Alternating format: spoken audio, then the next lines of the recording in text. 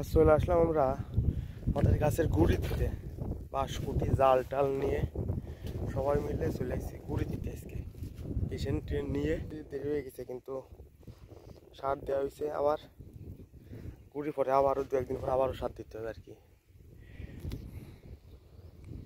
আর কেবল বানলাম fire আর কুটো কেবল বানলাম। এবার জলের দিয়ে কুটো দিয়ে আগে 2 পাশ টানাই নেব।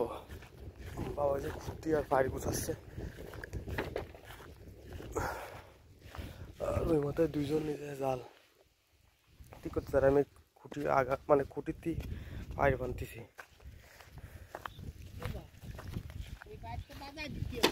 গুড়ির জালে সে বড় কাতলাটা বাঁধিছে। কবে বাঁধিছে বা?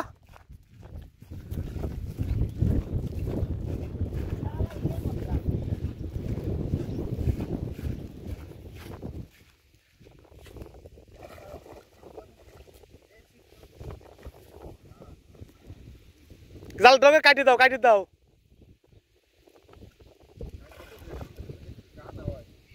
গা হবে না রে।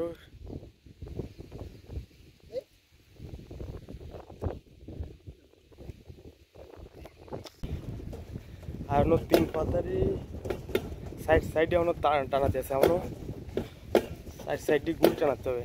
তাই আজকের মধ্যে এই রাউন্ড শেষ করলাম। আগামীকাল আবার গুড় টানানোর কাজ।